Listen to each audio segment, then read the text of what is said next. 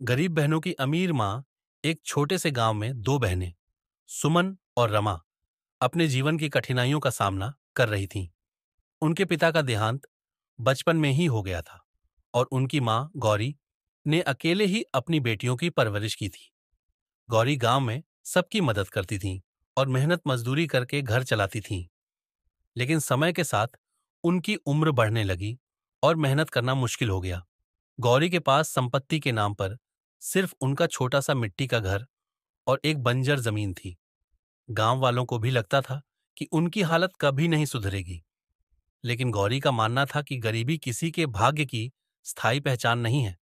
सुमन और रमा बचपन से ही बहुत मेहनती थीं। उन्होंने अपनी पढ़ाई के लिए गांव के स्कूल में दाखिला लिया। मां की हालत देखकर दोनों बहनें दिन में खेतों में काम करती और रात में पढ़ाई करती।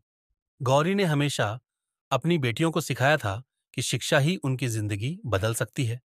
समय बीता और सुमन ने शिक्षक बनने का सपना पूरा किया।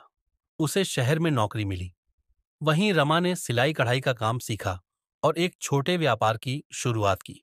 धीरे धीरे दोनों बहनों ने अपनी मेहनत और लगन से न केवल अपनी बल्कि अपनी मां की जिंदगी भी बदल दी। अब गौरी गांव में एक सम्मानित महिला बन गई थी। लोग उन्हें प्यार से अमीर मां कहने लगे।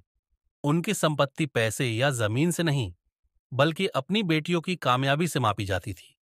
गौरी कहती थीं, मेरी बेटियां मेरी असली दौलत हैं। मैं गरीब पैदा हुई थी, लेकिन मेरी बेटियों ने मुझे अमीर बना दिया। यह कहानी हमें सिखाती है कि गरीबी और कठिनाइयों के बावजूद यदि इंसान मेहनत और आत्मविश्वास से आगे बढ़े, तो हर मुश्किल को पार किया जा सकता है।